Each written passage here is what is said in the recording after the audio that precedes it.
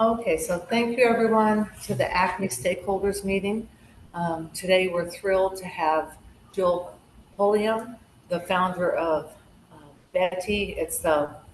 She's the owner and CEO of Benefits Results. It's a business focused on policy-based guidance and support for long-term care companies, health plans, private, sorry about that, private clients to reduce the risk of benefit denials that negatively affect care, revenue, and cost-effective management. Benefit Results provides support regarding all government, both federal and state benefits that assist with the cost of care. Joe created Benefits Results in 2015 after 28 years of assisting individuals to navigate options to pay for care. Throughout her experience, she has gained a unique perspective regarding how policy, understanding, intricate knowledge of the healthcare delivery system, and compassion for families can be used to make a positive impact for both the resident and the facility. Jill graduated from Willamette University in Salem, Oregon, with a bachelor's degree in geriatric psychology and has been in the medical social work field for over 30 years. She has a reputation as an ethical and fierce advocate for the elderly, disabled, and the long-term care community. Her desire to create a better way to increase the support and education that is needed to have success with benefits was her impetus in starting Benefits Results. I can also tell you guys that I learned about Jill and Betty from the Mercy Governance Board, where here you have all these insurance companies and Medicaid, and when they get into trouble and want to navigate, they go to Jill, which I find, and they all speak very highly of you, that you've helped with their own families and others. So I'm thrilled to hear. And just to make sure we have enough bandwidth, I'm probably going to turn off my video because, like I said, we're down in Cabo, and they're known for their beaches and margaritas, but not for their bandwidth. So, so, but I'll be here monitoring. But I want to turn it over to Jill. Thank you, Lori. I so appreciate the opportunity to speak to all of you. Lori asked me a little over, I think almost 2 months ago to speak. All of a sudden, here we are in April, and we're here, and I can't believe we're already in the second half of this year. Um, I understand that this group that I'm speaking to, all of you are also fierce advocates for our system and advocating for your loved ones. The, from what I understand of your organization, maybe I'm wrong in this, so Laura, you can let me know if I'm wrong. But what I'm understanding is that all of you either have a loved one with a mental illness or have a stake in the process to help these individuals. Is that correct? Yes, that's correct.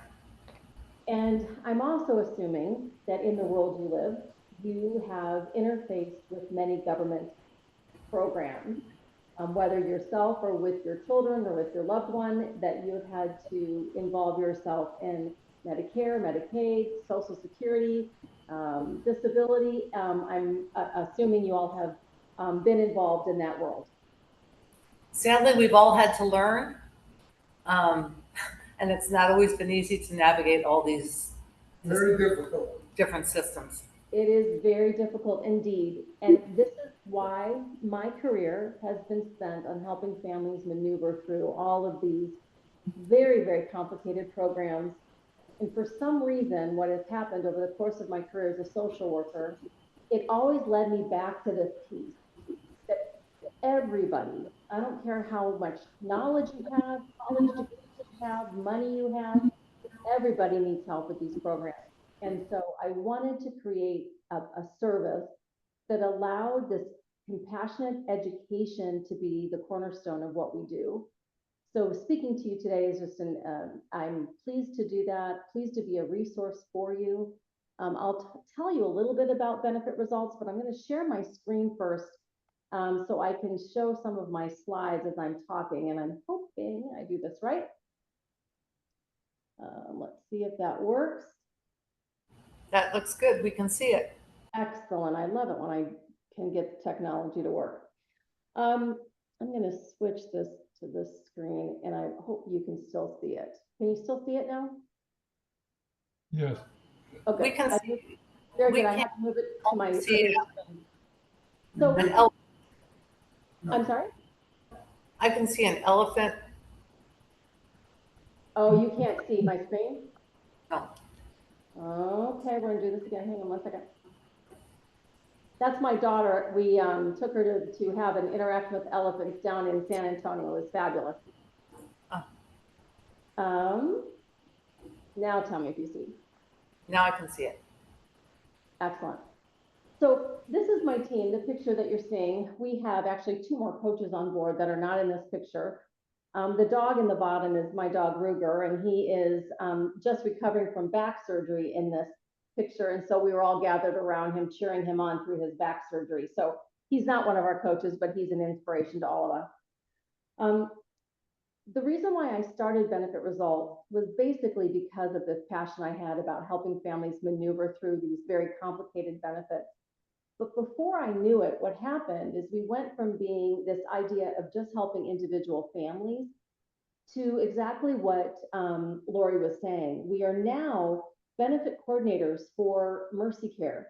We have contracts with hospitals. We have contracts with nursing facilities. We have contracts with agencies that interface because of the horrible denial rates and the frustrations that come with government benefits. I think it is really clear to anyone dealing with benefits and governments that there is always red tape that comes with government benefits. Today, my hope is to give you a positive outlook on benefits, that there is always a can-do way to get things done. I am not a negative person. I'm very, very optimistic. But I will tell you, this is the frustration filled world we live in with benefits. There are always paperwork nightmares, service delivery dilemmas. My job is to give you tools to help you go through these benefits and have success with them. I do want to let you know that it's very important to me when I speak to people that you get something out of this presentation. So before we get going, I do want to ask you, and I want to make sure I'm touching on what you want me to touch on. What are some of the biggest concerns you have right now regarding government benefits? And what would you like me to focus the most on in my time with you today? Would anybody like to jump in?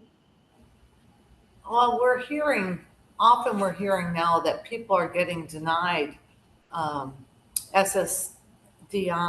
They're being denied the SMI determination sometimes when they're clearly should be getting that designation. You know, they have a significant serious mental illness. They don't work. They can't go to school. They don't go to school.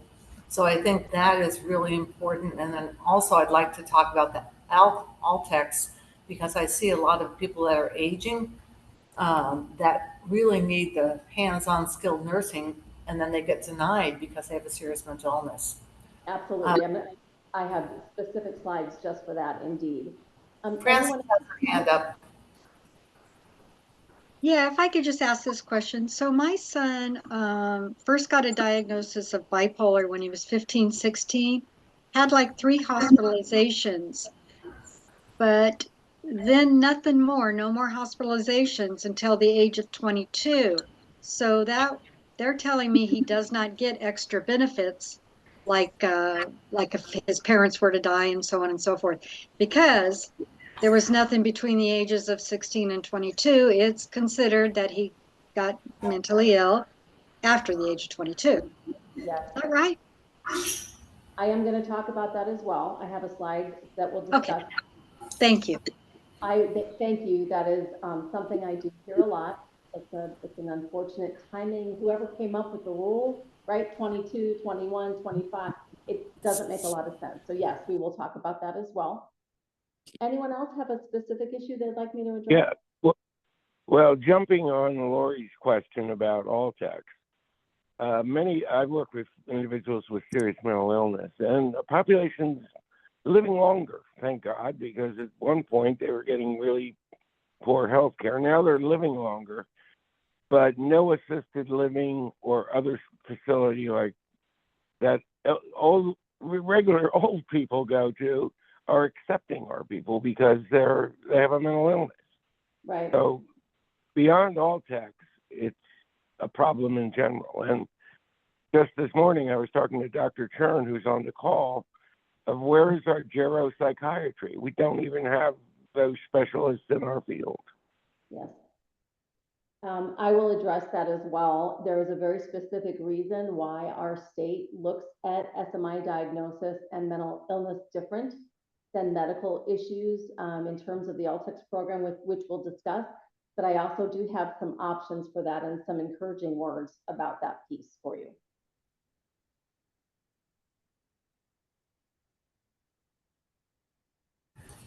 I also want to know a little bit about if two people have SMI diagnosis and they have vouchers and everything else, does it get complicated if two people get married? Do their benefits join? Do the benefits get worse? I mean, those kind of details also. Okay, that's very interesting. Yes, I can talk about that also. I have a quick question. So, hi, Jill. My name is Janine. I'm a psychiatric nurse practitioner. Regarding the eligibility for Altex, regarding dementia, Alzheimer's, etc., what are the testing needed, or who can put the diagnosis, and so forth? In order for the person to qualify. Happy to talk about that. We will spend quite a bit of time on the medical piece as we go through the LTICS process. Thank you. Absolutely. Okay, and I have a question, please. What is the best angle to enter into this, or the most successful one? Is it to do it on our own, or is it to get a lawyer that doesn't take money until after my son would have the SSI or SSDI? Okay. You are discussing applying for benefits utilizing either doing it on your own or using an entity that you have to pay for. Okay. Correct. Yes. Okay. Absolutely. I'll just try to do my best to go over those options. Thank you, you guys. This helps me be better for you. So I really appreciate you giving me sort of what your hopes are about this information. Unless there's anyone else, I'm going to jump through my slides, but please feel free to stop me in the middle if you have questions. I don't mind. And Lori, are you hoping I stick to about a half an hour? I don't want to go over your time. This is an area that's so problematic that if you want to spend an hour and a half, I don't think we would mind, because it really is it's really heart-wrenching for families that keep getting denied when it's obvious to everyone that they should be. So the answer is take all the time that you need. Yes. Very good. Well, I have been told that I can be somewhat verbose. So if you guys are tired of me, raise your hands. I'll make sure I wrap up. No, you're more than welcome to be as verbose as possible, as long as we understand what's going on. And also, Jill, if you don't mind, to maybe email us or send the PowerPoint or any pertinent information, that will be tremendously helpful. Oh, thank you. I was planning on sending Lori my slide deck afterwards anyway.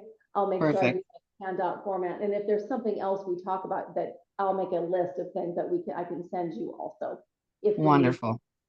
You guys, the truth is, this is an area that you can speak at a conference all day long on. There is so much information here. So if you need me to come back and maybe take one area we're going to talk about today and get more specific with you on, I'm very happy to come back and talk more specifically about these different areas if we need to. My slides today are generic. Yes, ma'am? Did I miss somebody?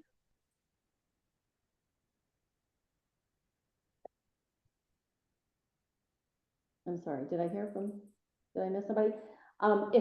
Sorry if I cut you off.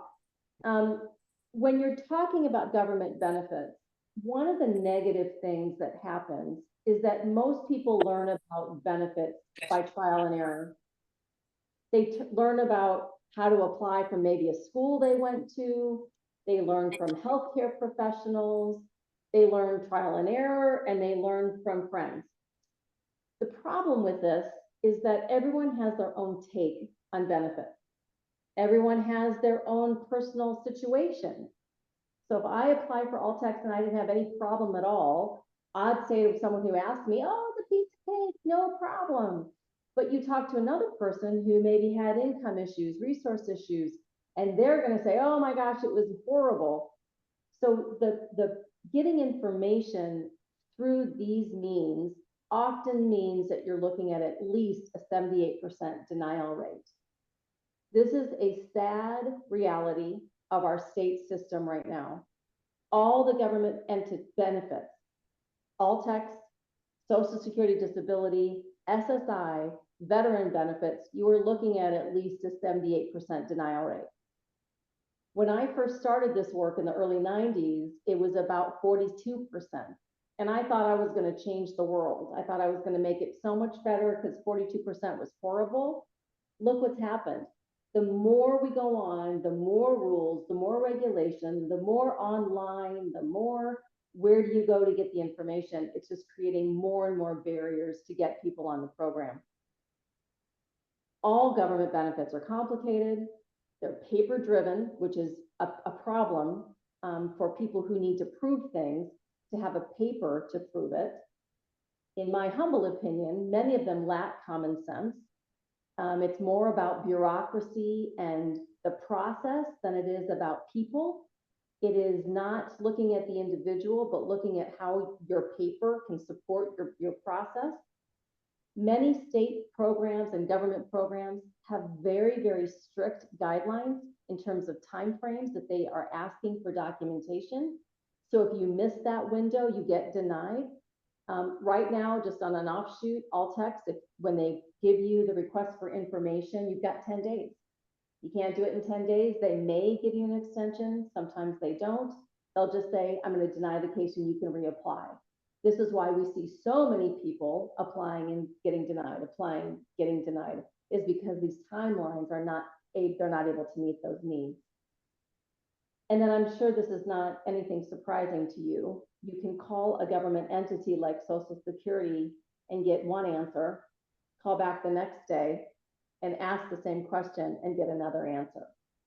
Unfortunately, many of the people who are behind the phones for these different benefits either are new, they're not well trained, they are not able to explain things in a way that is easily understood.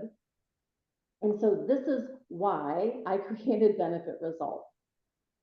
I wanted Benefit Results to take away many of these different barriers to help families as they maneuver through these different benefit options. Let's start with Access for a minute.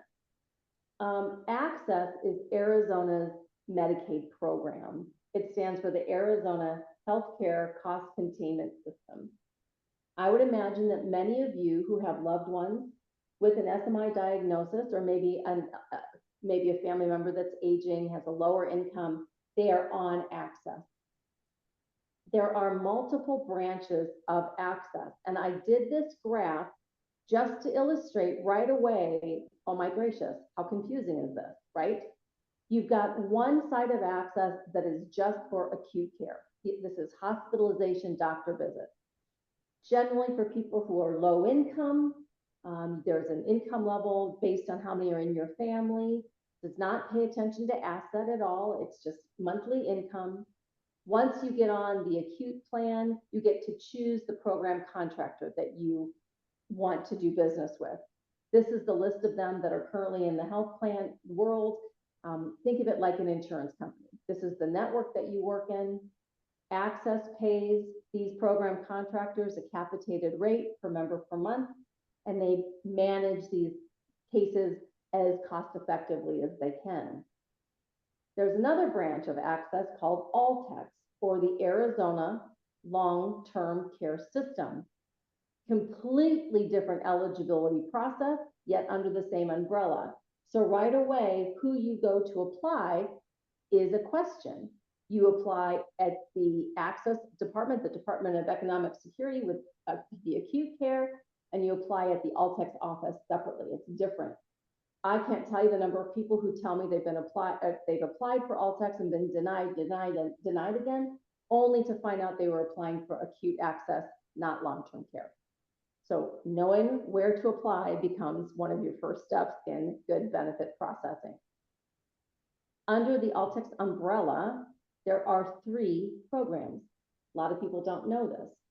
The DDD program is for those individuals that have had a diagnosis of autism, cerebral palsy, epilepsy, or intellectual disability before the age of 18. If you can prove that, and they now are needing long-term care services, then you would get on the Altex DDD program. Your program contractor is the Department of Economic Security, and then you get to choose a medical plan for your medical services. And those are the listed below. The other program is for elderly and physically disabled. This Altex is, I think, what most people think when they think of Altex. It's for the elderly person in a nursing home, but it's also for young people with physical disabilities or any aged person with a disability. You do not have to be elderly. You do not have to be just physically disabled, or both. You can have one or the other. We have children on the Altex program. We have, and sadly, they're getting younger and younger all the time. We do have children on the Altex program. We have young adults, and then we're seeing, of course, elderly. If you get on the EPD program, there are 3 program contractors to choose from: Mercy Care, United, and Banner University. Those are the program contractors that you choose to provide services and the medical component. There's also an Indian health component of Altex, which is for anyone who has a tribal affiliation. They can choose the tribe that they are under, and it just adds additional benefits that are more focused on Indian health service needs. They do some additional benefits other than the physically disabled eligibility piece. Keep in mind that some of the criteria for Indian health and Native Americans are different than the EPD program, just because of some of the rules that exist within our the Native American population, things like land, any sort of animals they have, things like that is different than our EPD program. And I'm going to apologize for 1 minute if my dogs are deciding to have a fit back here. Sorry about that. The one thing I wanted to mention is that under the acute care program, there are many sub-programs, things like kids care, freedom to work. There is an access program for caregivers. All of these have higher income limits than if you just apply for regular acute care.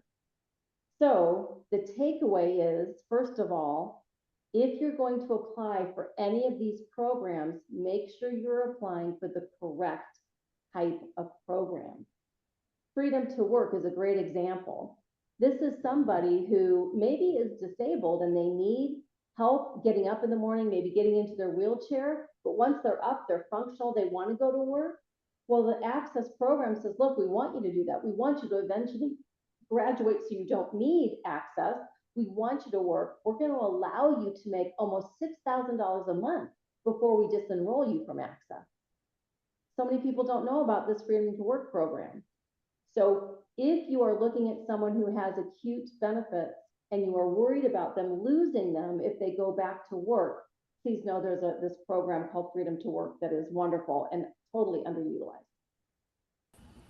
Jill, yes. on the freedom to work, I thought that it is wonderful, but I thought it was time limited, that you have up to what, 2 years of working before you lose your benefits and you can exceed the It's amount. actually 5 years. Okay. And with COVID, it has been extended even longer. So it is, they give you a lot of time to be on Freedom to Work before they eliminate your benefits. Does it have to be continuous? So let's say someone's disabled and they work. I mean, it would be wonderful if they make 5,000 or whatever a month. But let's say they just go right over the limit of access monthly, whatever it is, That's it. 1,600, 1,700 for a period of time. And then they become more symptomatic and they don't work. If they go back on it, does it have to be right in a row? Is it additive? Is it cumulative or what? I love how you're thinking, and you're right. If the person's situation changes, they would just go on regular access. If they stopped working, they would just go back onto the access program if they were no longer able to work, if situations changed. But the other thing that's really interesting about freedom to work is, let's say I'm on freedom to work and all of a sudden I am making decent income working, but my medical needs are also very exorbitant. They are offsetting my medical needs versus what my countable income is. You would be surprised how high a person can make on their income and still be on freedom to work if they have a really high expensive cost of care that's being covered. Additional benefits, we had a young lady that she had a dog that was like a seizure detecting dog. And all of the costs associated with the dog were counted as a deduction from her income before the freedom to work was looked at, because it was like an unreimbursed medical expense. And because it was medically necessary, they counted everything for the dog in terms of her monthly expenses. It was pretty cool. That's cool. Keep in mind that the way Access works, by having these program contractors involved, that they have every so long, it's 7 years, that they have a request basically to see if any new players, new insurance companies want to come on board. This did just happen with our EPD All-Tex program. October 24, we are now going to 2 statewide program contractors, not these 3. And Mercy Care and Banner, unfortunately, have now been taken off as program contractors, and it's going to be United Healthcare and Centene, or AZ Complete. That starts October 24. So if you guys have any family members on the Mercy Care long-term care or University Banner long-term care, they will need to be switching to one of the new program contractors as of October. Mercy Care has appealed, and so we're still waiting to see what happens with all of that. But just know that change is coming with this program, and letters and the process of changing to different health plans is going to make our system somewhat nightmarish for the next couple months. Know that it's coming. If you have questions or you have a loved one who is worried about it, I'm always happy to talk to people about this. Any questions on my massive All-Tex or Access slide here before I go on?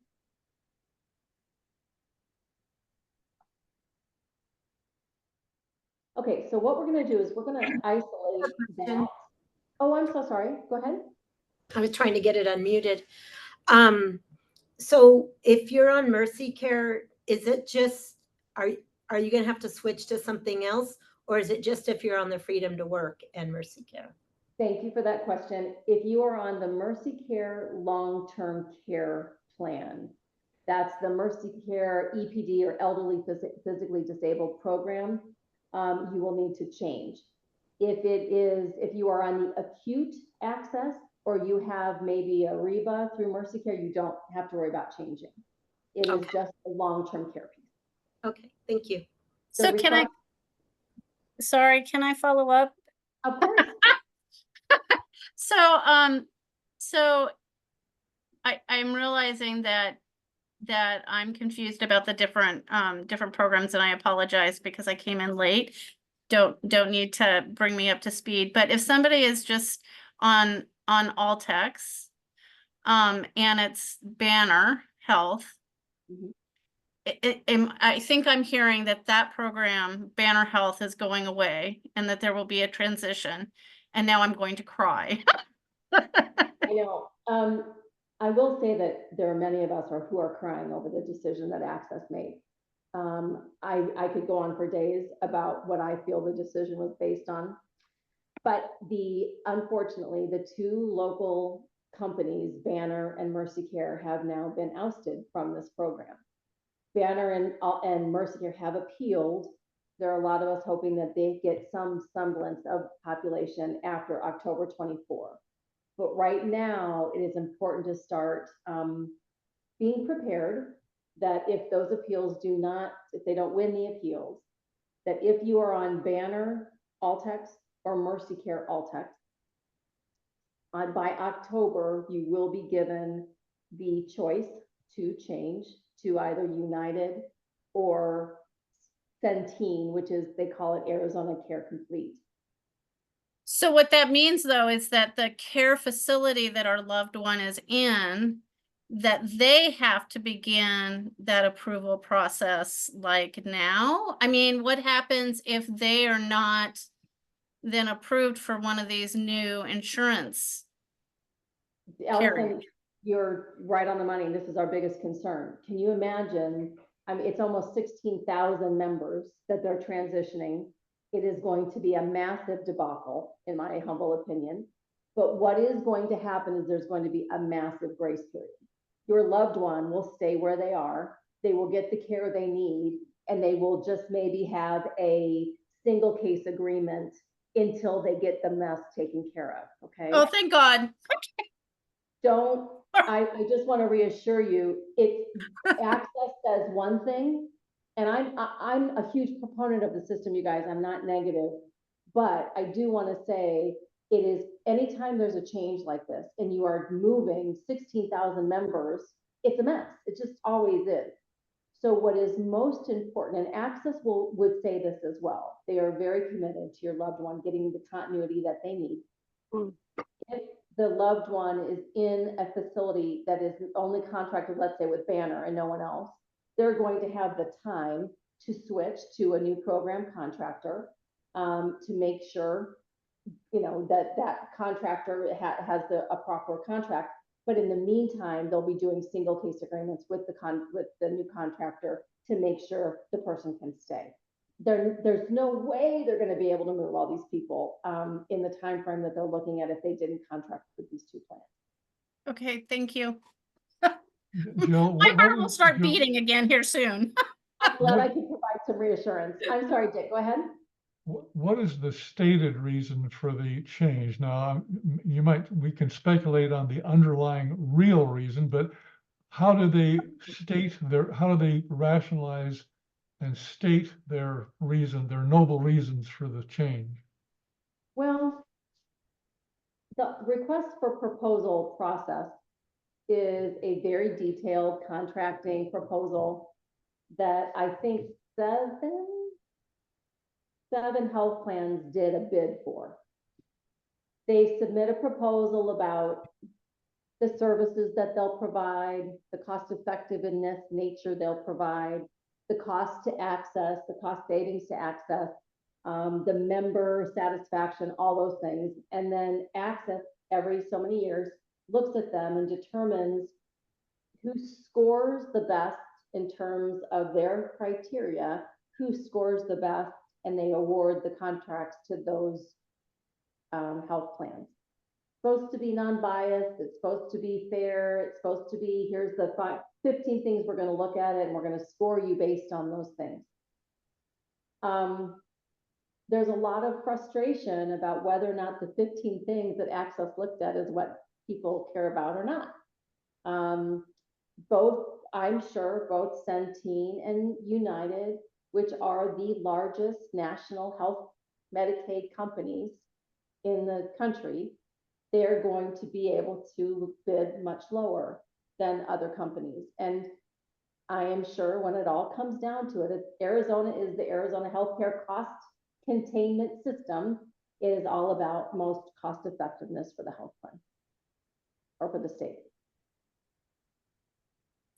So sadly, we're going to the lowest bidder. I wouldn't say that, but I think that's fair to assume that it is the most cost effective, which means the lowest cost to access. Yeah. Unfortunately, Mercy Care has a tremendous number of specialty programs. They have the behavioral health component right now at Allplex that no other program contractor has. That's going to be completely eliminated in October if they don't do something about it. That's unfortunate.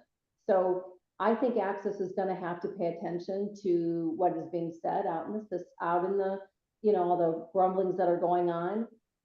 I will say though, and I'm an optimist, I'm not a pessimist. Someone will fill that need. The need that is not going away.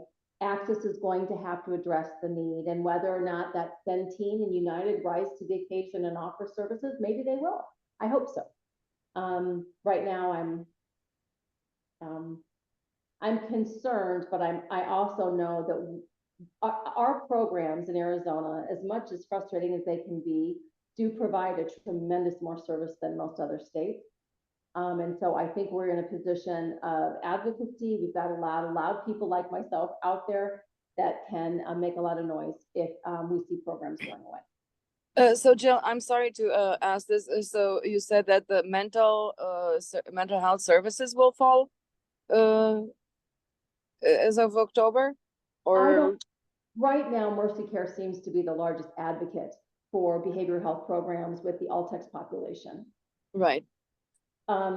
If they go away, if the Mercy Care program goes away, there's going to have to be one of these other program contractors that step up, because there are people, it's just like Allison was saying with her family, they're in a program right now getting services. The state can't just say, okay, we're done, you don't have those services anymore. They're going to have to find an answer. We just right now know Mercy Care is the one that has been providing those. We'd love to see Mercy Care continue with those, but someone is going to have to address that. So it could be it could be United, or it could be Centene. We just don't know. So basically, the providers, the psychiatric providers, have to contract with those insurances like United and Centene. Yes, and both health plans are reaching out to providers now. They're starting to reach out to providers to start broadening their network. So if you are a provider, you're going to be hit up by both health plans, I'm sure. Right. Okay.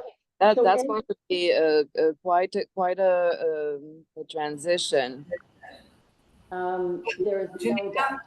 I think, Janina, it's not for the acute care, so it's not for people being serviced by Mercy Care on regular acute care. No, it's for Altex patients. Yeah, but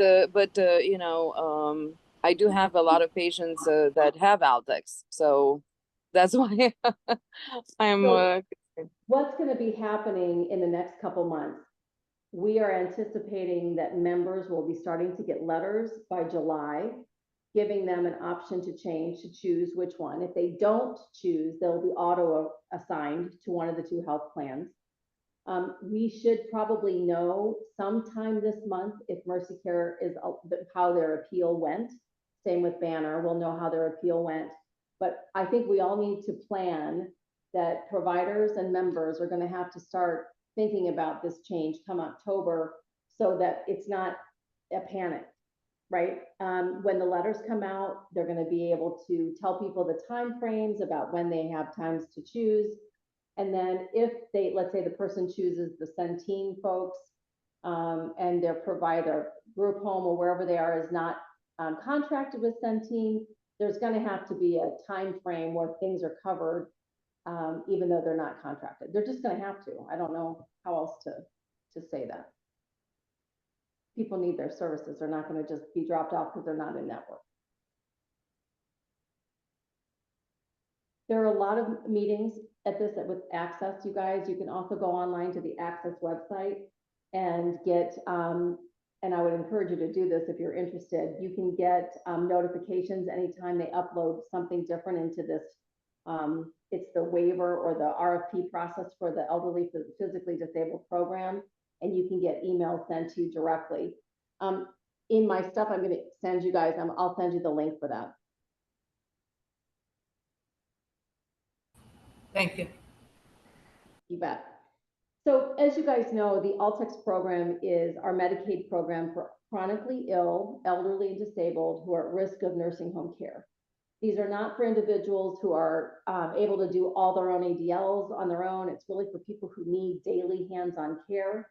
You have to have income and resources below the program limits, and you do have to qualify medically for the program.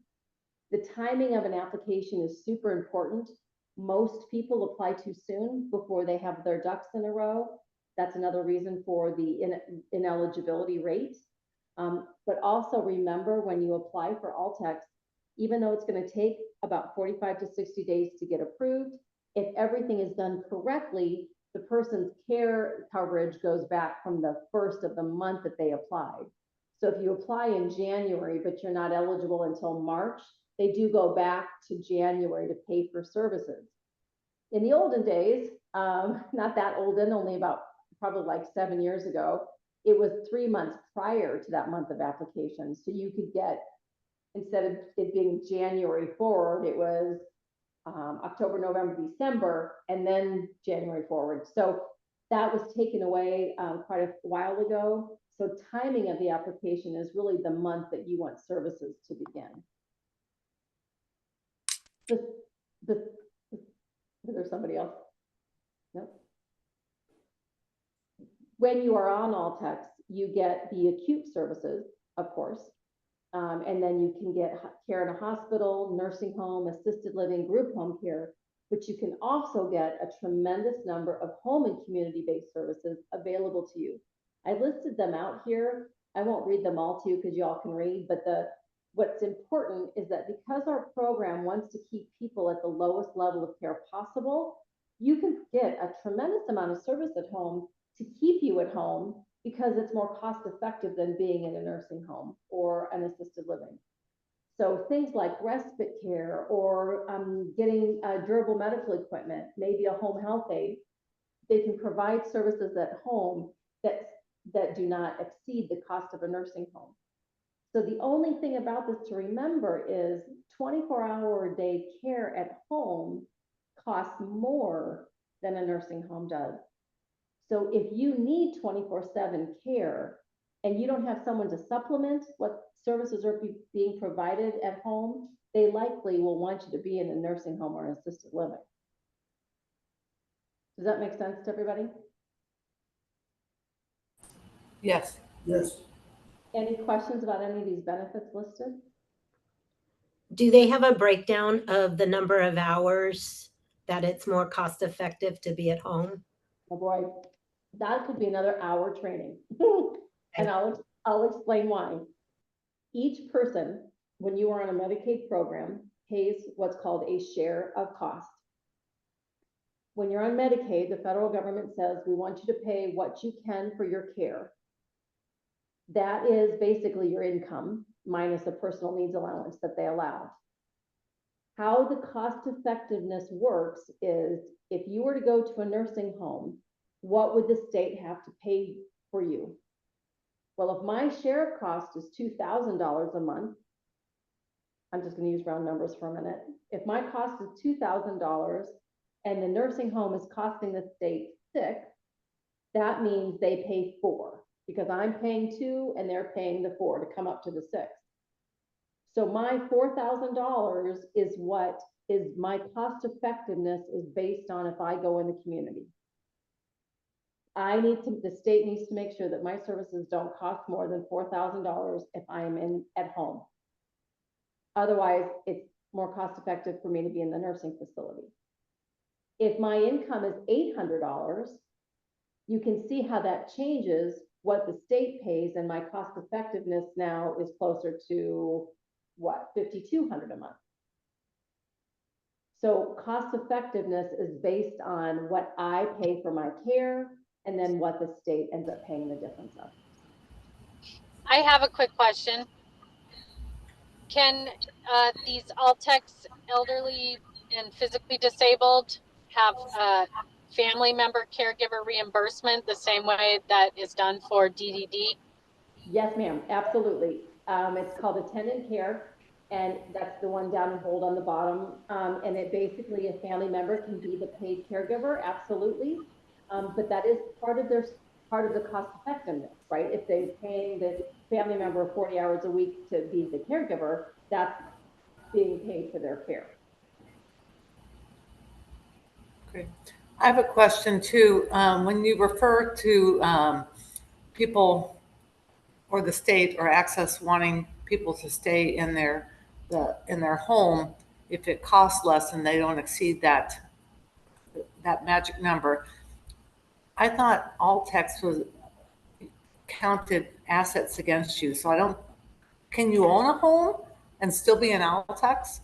Yes, and we'll get to eligibility in just a minute. Absolutely. Thanks. Any other questions about the services?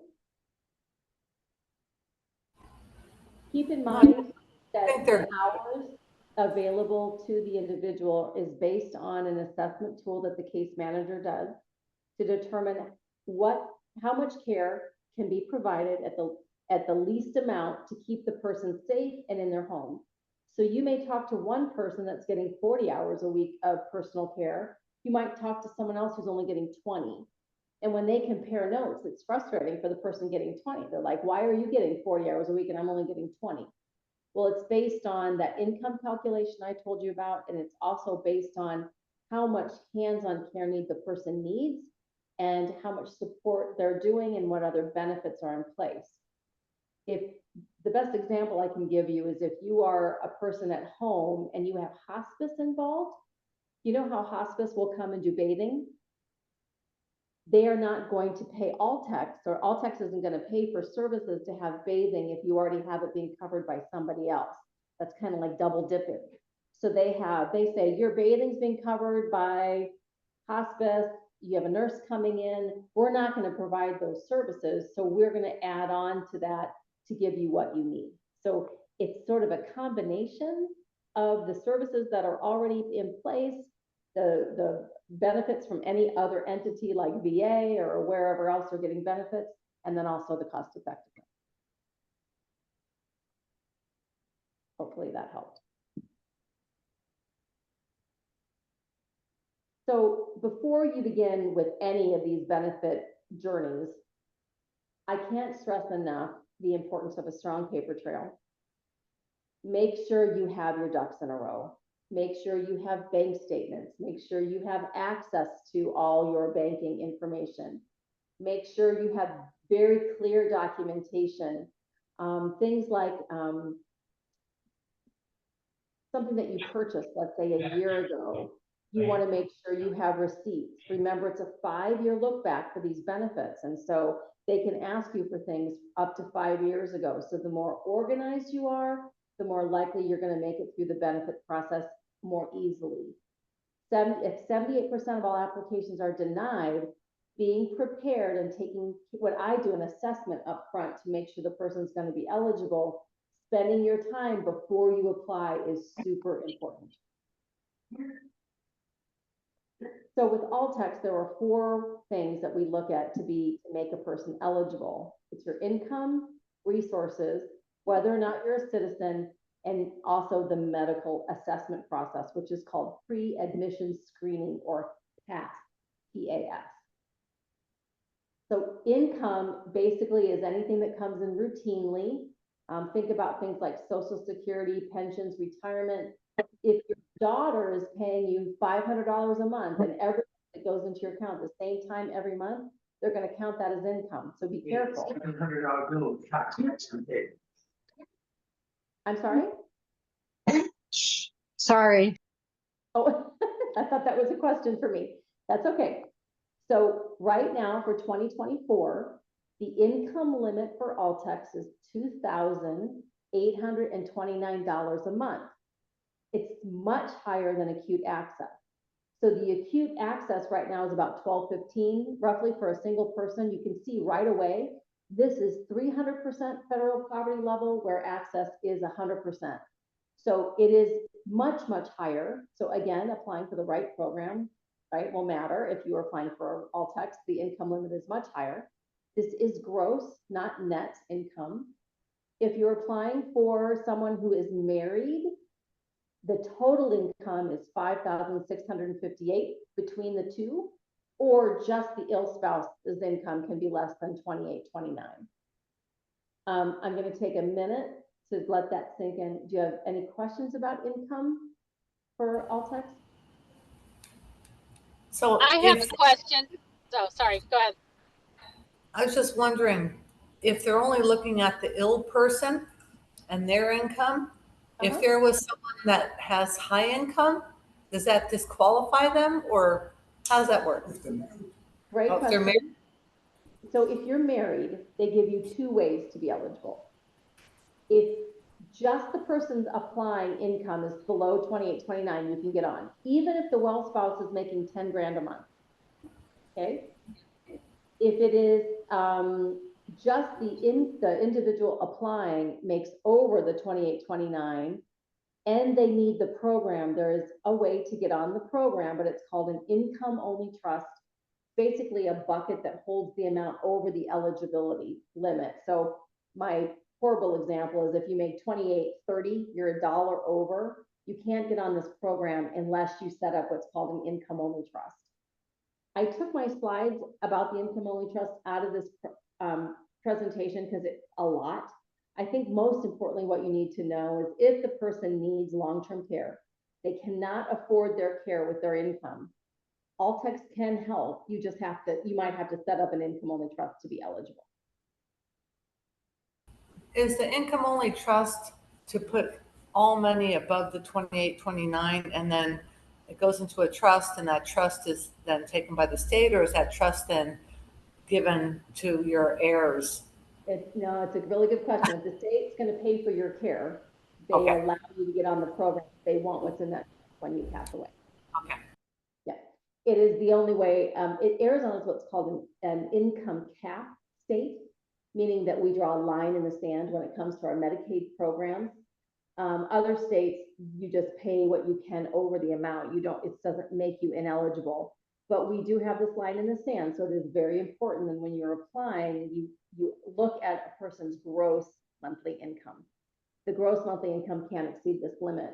Now, if a person is married and they together make over the 56, 58, and both of them make over the individual limit, only the ill spouse needs to do the income only trust, the well spouse. I have two quick questions. Okay.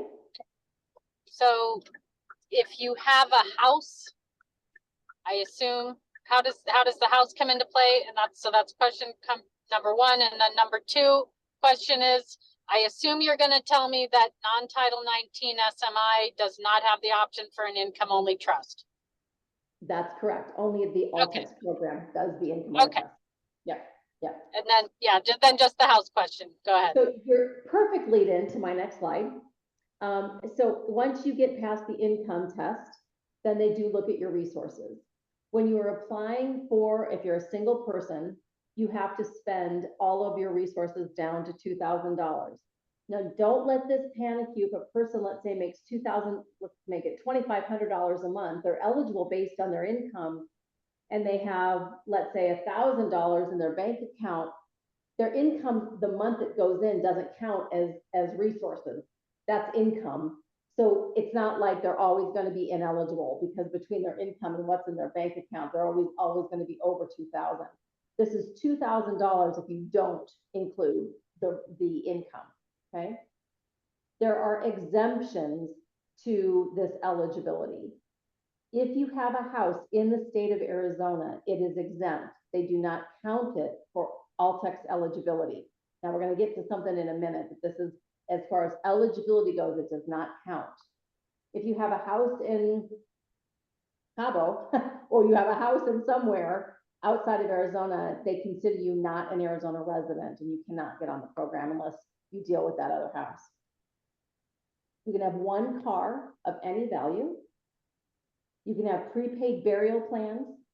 They do have to be irrevocable, but you can prepay a burial plan, and it can be for whatever you want. It doesn't have to be a small amount of money. Do whatever money you want to spend on burial can be prepaid. And kind of funny, but you can have as many burial plots as you want.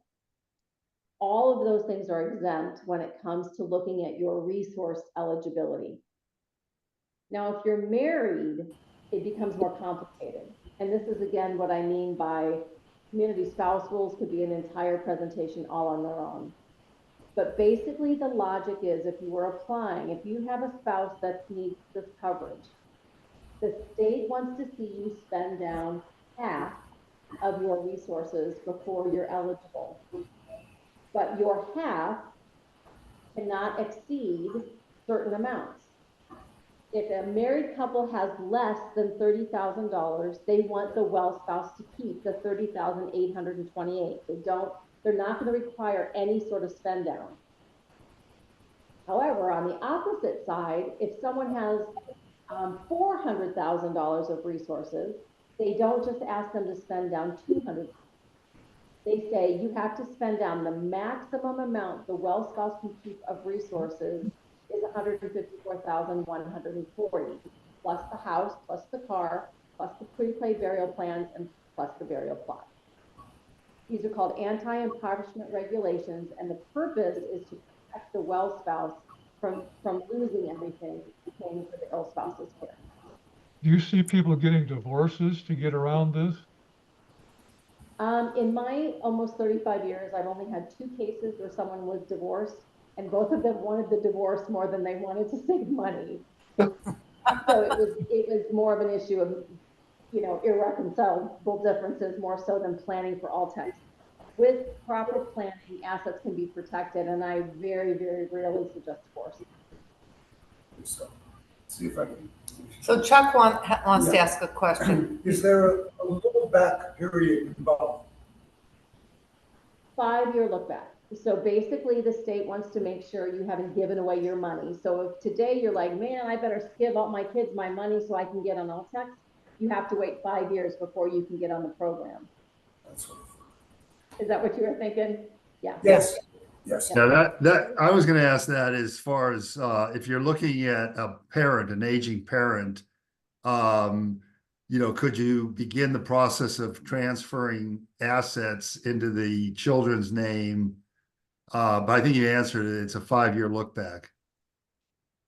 So there are some entities, some attorneys that they call it the 5-year plan, that basically move all your money into a trust or what have you, hold it, and then you have to wait the 5 years before you apply. I will tell you that that worries me because who knows what's going to happen in the 5 years.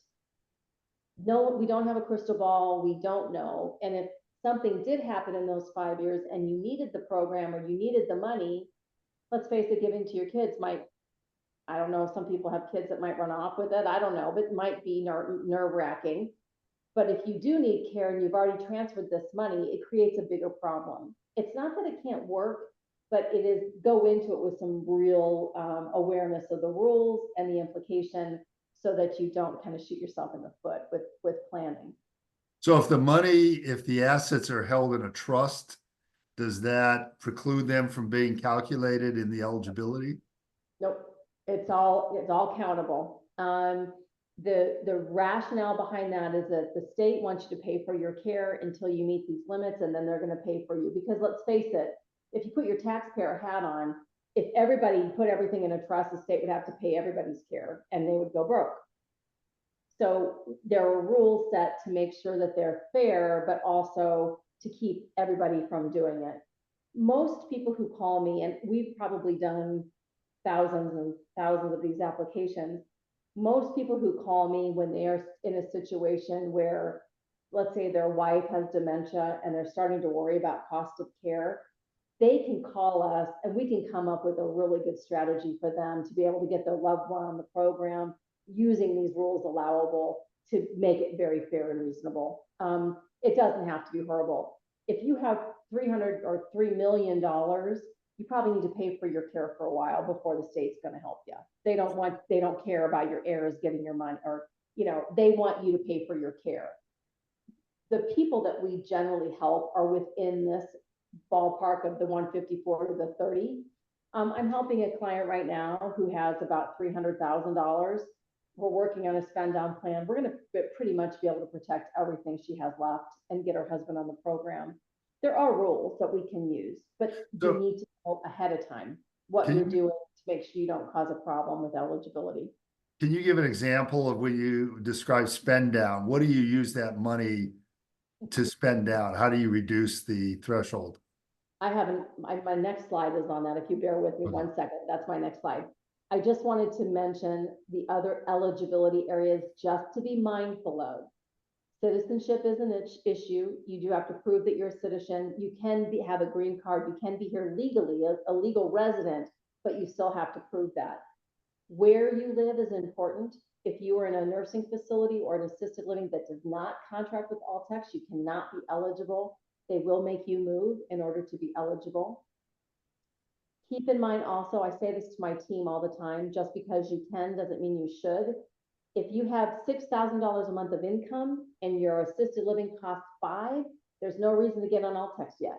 Use your income to pay for care until you are unable to do so, because you're going to lose the income anyway into that income only trust. You're going to pay it one way or the other. So be mindful before you apply that you really need the program. Transfers and gifting, it is a 5-year look back. So if you give money to your church, you give money to your kids, you give money to whomever, is going to be looked at in a 5-year, and they add up everything you've given away over the last 5 years or think that you gave away, and they're going to ask you to justify that. And if you can't, that's when they issue a penalty based on how long that money would have lasted had they paid for care. You still get approved on the program. You just have to wait. So like if I transferred $8,000 to my kid and I applied for the program, they're going to approve me on the program, but they're going to make me ineligible for 1 month. Because it's about for every 1 month, it's about $8,000 for every 1 month of care. Cars and your land count. So one car is an exemption. So if you own multiple cars and you have land somewhere, all that's countable resources. And then remember that other hidden assets like oil rights is something that people don't remember that they have. But the state has what's called an asset verification system, which will pull anything that's in your name or your social security number that they can find. And they will say, hey, did you know you've got assets this place?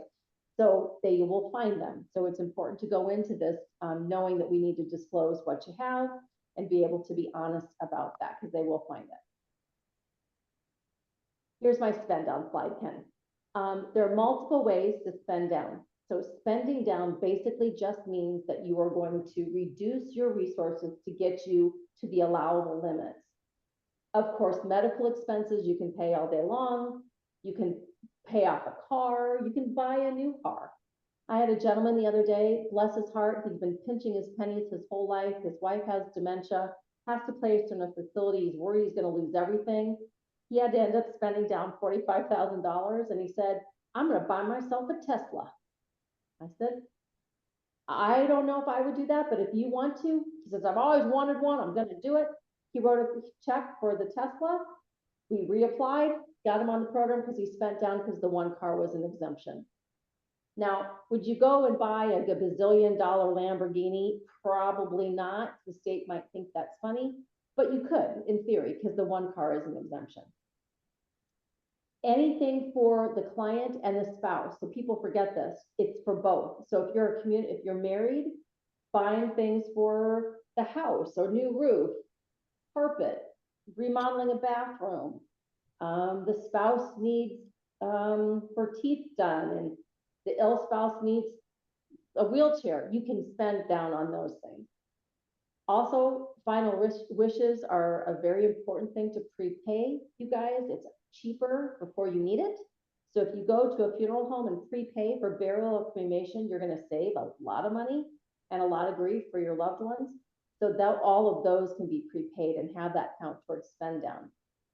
Services like Benefit Results, this is a shameless plug, but I'll say it.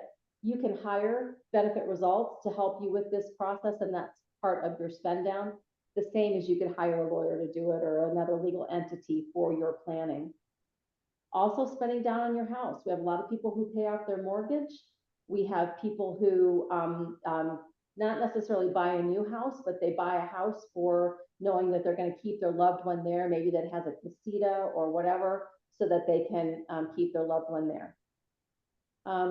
There is no gifting. You can't give your kids money without a penalty. So there are a lot of ways to spend down that are reasonable, that a company like mine can help guide you through those options for you that are appropriate. Any questions on those? Okay, I'm going to jump to the medical eligibility for Altex. The Altex medical eligibility means that you have to be at risk of nursing home placement to be on this program. This program is not meant for people who are out playing golf, and it's not meant for people who just don't have any money and they can't afford rent. I get calls all the time from people who say, my mom has low income, she needs to go to assisted living, she can't afford it. You start asking questions. She's walking, bathing herself, she's continent, she's maybe just getting a little older, a little unsteady on her feet. She is not going to score 60 points on the medical assessment. You have to, the score is basically on how severe your daily hands-on care needs are. You need help with bathing, grooming, medication monitoring, you need a nurse, you're a fall risk. All of those things play into the 60-point score. The dementia diagnosis scores 20 points. So someone in my, when we first, I think it was the nurse practitioner, and I apologize, I didn't write down your name, but you asked about the testing needed to prove the dementia diagnosis. The state no longer is taking the person's word that they have dementia. Because if you know it scored 20, you'd say, oh yeah, mom's got dementia, even though it was never diagnosed. So they are requiring a neurological exam from a neurologist or a neuropsych eval done to determine that the person has a dementia diagnosis, and it has to be documented in writing, and you have to supply that to the state eligibility worker. Now, we have seen the mini mental exam, the BIM score does also help, and if we do not have the diagnosis from a neurologist, but we have a physician stating that, plus the memory testing that can be done, we can sometimes get the 20 points. Does schizophrenia count as dementia? No, Dick, and we're going to get to that in a second. It doesn't, and the neurological issue, the score of 20 points is really just about dementia. Wow. We can get Parkinson's on some points. Someone with oxygen we can see can get some additional medical points, but no, schizophrenia is not, and I'm going to explain why in just a minute. When you are doing the medical assessment, please have someone with the individual who's applying. Since COVID, the state has stopped doing them in person. I don't know if you guys know this or not, but what is really frustrating is the state, they don't even come out and see you anymore. And so it relies so heavily on paper and what you say on the phone. So when you ask questions, you really need to make sure that the person is hearing what your worst day looks like, and make sure the state sees what the person cannot do for themselves, not what you're doing for them. And your hands-on documentation is super, super important. I want to read So basically neuropsych testing and neuroimaging. Yep. Okay, got it. Yep. And then that document, you know, having that in the notes that the neurologist or the neuropsych nurse is saying, this is what we found, this is the diagnosis, right, and it was as of this date. It doesn't need to have a date associated with it. Perfect, thank you. So I think it's really common for people to think about the medical piece secondary to the financial. I cannot reiterate enough that the ineligibility rate is at about 60% of that. 78% is medical. And it's not because people don't need the program. It's because their ducks aren't in a row and they don't have a proper paper trail to dictate what's happening with the person. And they're just not documenting it correctly. We see ineligibility for a lot of reasons. Someone being over income, hidden resources like life insurance that has a cash value is a resource that a lot of people miss. No one following through with the application. The community spouse rules make it more complicated. Misunderstanding of the process happens all the time, and transferring to and from families. Those things all cause ineligibility that we can fix, but we need to be able to be advocates during this process. So the one I've highlighted, you guys, is what I want to spend our time on about Altex, and it is probably the biggest torch that I am carrying right now in my advocacy. I'm determined to change this policy, but I want to share with you what's happening. In our state statute, in 36-2936, it is basically saying that if a person is to be eligible under this pre-admission screening, it says a person shall have a non-psychiatric medical condition or have a developmental disability that by itself or in combination with other medical conditions necessitates the level of care that's providing a nursing home. Sadly, what this means that this is written in stone in the state statute. This statute is one of the reasons why we are seeing those with mental illness being denied. And it basically says in this statute that the doctor, who is the reviewing physician at Access, can override a score. So even if the person scores 60 points on the assessment tool, the reviewing physician can come back around and say, you know, I think this person's hands-on care needs are because of the schizophrenia, not the fact that they fell and broke a hip. We are going to make them ineligible because they have a psych diagnosis. It is incredibly egregious, in my opinion, that that's what we're doing.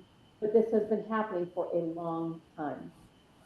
So if the person who is applying for Altex has a psychiatric diagnosis, the documentation is crucial to show that it is a medical issue, not a psychiatric one, that why the person is needing their care. I'm going to take a breath because I keep hopped up on this, but I'll answer questions. Okay, so Jim McDougall, you're on. I don't know if Josh is on.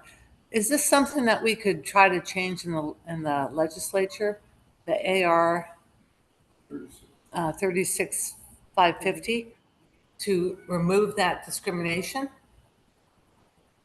Well, certainly you can try to change any law.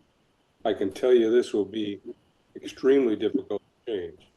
It doesn't mean it shouldn't be tried because it's ridiculous. But, yes.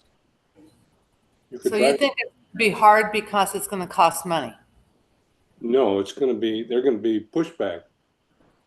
It would cost them. It would cost the state a lot of money if this law was changed, because there's a lot of mentally ill people who would qualify for, who would score more than 20 or whatever the score is, and the benefits will cost the state a lot of money.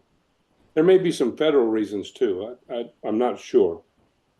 This may be based on federal law also. Unfortunately, other states do not have this criteria in their Medicaid laws. There are others that do, but I don't believe this is following a federal statute. I will tell you that I have already started talking to the Arizona Healthcare Association about this, and we have their lobbyists aware of this issue. We are going to start fighting this. Jim, I appreciate about the number of people that would be eligible, but what's happening is the state is already paying for them. It's just under other ways. It's through access, it's through hospitalizations that are unnecessary. There are many of these, and nursing facilities who take these individuals with SMI thinking they're going to get them on the Altex program are eating this cost. It is absurd. And I do think with a loud enough voice, especially if a group like yours, the Arizona Healthcare Association, I have people lined up to be presenters at the legislature about this. I think we can get this changed. The cost effectiveness in Arizona, if someone needs a nursing home level of care, it should not matter why they need it, whether it's medical or psychiatric. If they meet the 60 points and go through the process, they should get on this program. Really quick, can it be a neuropsych medical condition secondary to a psychiatric condition? You know, that would be a way to get around it. You know, Mr. Dancy, about regarding the question of schizophrenia. You know, the function level is so you know, impaired that they need that level. So maybe the verbiage, yeah. And it is all about documentation. That's why at the beginning I said, paper, paper, paper. If we are able to illustrate a person, and I will say, I have successfully gotten people with schizophrenia on Altex because of exactly what you just said. We talk about what other medical I like it. they have to be able to illustrate why they now need long-term care. It Right. seems like the big issue with changing the law is what Jill, what you're saying, that we're already paying for it in other ways. Maybe we're paying more than we could be paying if this law was changed. Correct. But I think that the verbiage can be adjusted, you know, to reflect the function of a person. You know, if you think about it, like BHRF, you know, 24-hour residential, they have a very strict criteria, like wandering behaviors, severe impairment in function. So it will be something similar for Altex, Jill, if you know what I'm talking about. I think that as long as there's that physician review and they can deny because they see SMI, even if you've documented, that's always going to be problematic.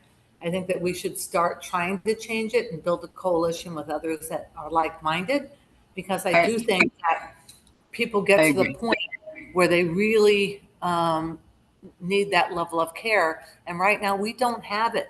In a birth, Right. they do not have hands-on. They cannot bathe you. That's very true. That's very true because in BHRFs, you know, they cannot deal. They are unable to address the medical component.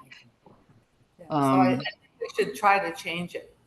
We get a lot of referrals from individuals who are at the behavioral health residential facilities that now really need another level of care, but they can't get out because they don't have Altex. And so when we get involved, basically what my team does is really get creative, for lack of a better word, with the documentation, making sure that we have, you know, the medical documentation to support now what's happening with this individual, so we can prove that it's not the psych reason that they're needing help. We are seeing more and more success because we're getting better and better with the documentation, but people who don't have an advocate like Benefit Results get denied all the time. And that's frustrating for me. I love that my company can help, but not everybody should have to hire someone like me. Yeah, yes, Jill, but unfortunately, you know, I had a case, for example, that I was trying to get the patient into, you know, BHRF, and that patient's function was so horrific, and yeah, it was still denied. So, you know, I think that changing the law and educate the reviewers would be, you know, appropriate, because otherwise patients like that the function is extremely low end up being inpatient for a very long time, which at the end of the day is going to be way more expensive. Yep. This is on the chopping block. I'm confident that we are going to be able to get enough people behind this. You know, a couple of years ago, Access made a really big pitch about the one person. We are going to combine the medical and the psychiatric into one person. We're going to be one program. We're going to provide all these services to address the one person. What they didn't say is ... unless you need long-term care. Yeah. Right? They're going to do it for the acute plan, but not long-term care. I think there is so much proof here that this needs to be changed to address the bigger picture. We just need to be able to get the lobbyists and whoever is going to go to the bat for us at the legislature to do it. And like I said, I have started that ball rolling with the lobbyists, with the Arizona Healthcare Association. Hopefully we'll get some momentum next. Right, they're in session now, so it'll be the next session.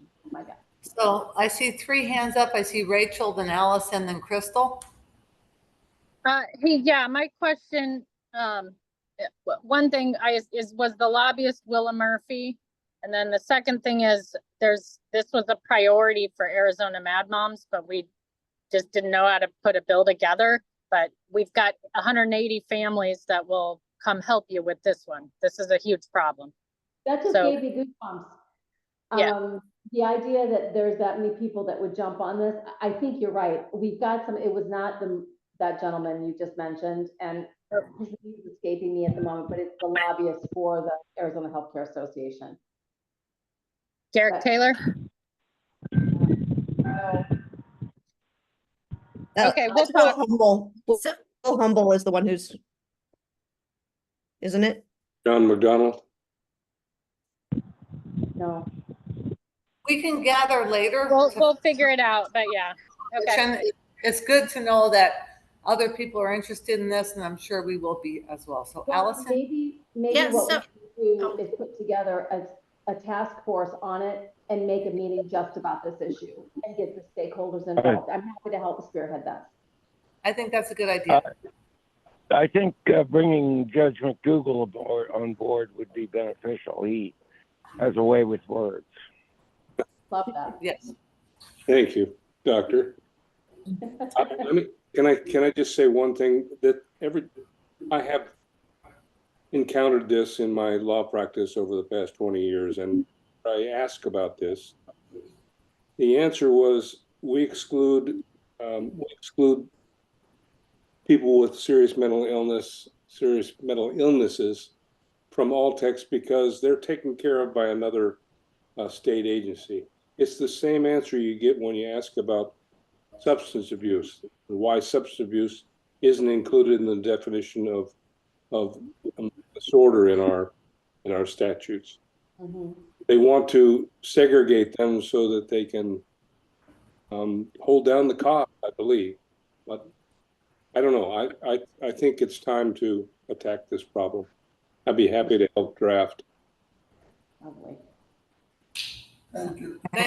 And Jill, I'm on board with this. So if you need anything, please. Okay, we'll set up another meeting. So Allison? Yeah, I just want to provide a little bit of hope, because I am the guardian of my brother who is SMI. And I did get him approved for all techs. But I will tell you that it was a process. And it did require, he's in Arizona, I'm in Oregon, but made appointments to have a neuropsych evaluation, to have him seen by a neurologist. I flew to Phoenix. I made sure that he went to all of his appointments. And I had all of the paperwork all lined up. I mean, but having that paperwork made all of the difference because he had been denied previously because the paperwork wasn't in order. Yep. So it can be done, but it's a process. It's a grueling process. Mm-hmm. And anything I can do to help change this law, count me in. Awesome. How long ago was that, Allison? I got him approved in November 8th. Good for you. Was when, but I will tell you, it was a process. We have in our program with Mercy Care, we've been doing a lot of these individuals who are at behavioral health residential facilities. And likewise, Allison, we are seeing more and more success because we're getting better at that paper trail, that more detailed paper trail to illustrate the hands-on care need, illustrate the reason for that care need, and be able to, it actually can be as, I hate to say this, but as simple as where you prioritize the psychiatric diagnosis on the medication or the diagnosis list. If you have someone who has, schizophrenia and it's the 8th thing down rather than the first thing on the list, it's amazing the difference of what happens. We really just need to focus on that medical issue and provide the necessary support for that. And with lots of documentation. My suggestion for us, until we get this statute changed, is you really need to get everybody who's involved in the person's care on board with the documentation. Sadly, what happens is you have some well-meaning, and I'll even say young, because I'm getting to the point that everybody's young now, but you have a young case manager who has no idea about what they're doing in terms of this program, and they'll say, oh, so-and-so is great, but he's, and make comments about the psych diagnosis as his reasons for his problems when it's not really that's what's going on. you really need to make sure everybody who's documenting on the case is documenting with the intent of the medical diagnosis. And as silly as it sounds, making sure that the primary care physician is listing all the medical diagnoses first before the psychiatric diagnosis is another real key. Also encouraging the rationale for the bathing, let's say any activity of daily living. You don't say, due to schizophrenia, won't shower, unable to shower due to fear of falling, right, is very different than the reason why. So relating a medical need to the activities of daily living is also very important. I also have to say, you guys, the thing that Benefit Results does is we go to all of our medical passes. Our clients don't do them by themselves because just like Allison did for her brother, she had to be an advocate for him through the system. And people have a tendency to say, oh, I'm fine, I'm okay, I can do it myself. They can minimize what their need is. You have to be there to talk for them and to help the pass assessor understand.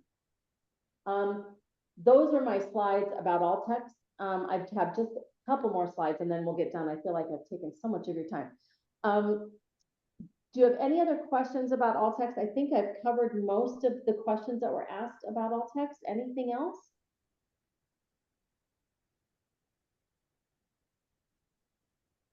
Okay, you guys, we just have a couple more slides and I just wanted to bring up a couple things. Just as the documentation for all text is a paper trail, so is Social Security Disability, so is SSI. All of these Social Security benefits rely on the medical determination to decide whether or not the person is going to get the services that they need. Paper trail is everything.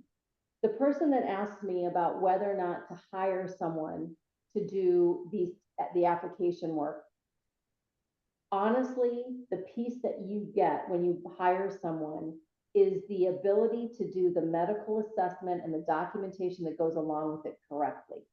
You can do all these programs on your own. You shouldn't have to hire anybody. But if I've done 2,500 all-text applications, I'm going to be more proficient than you doing your first one. It just is the way it is.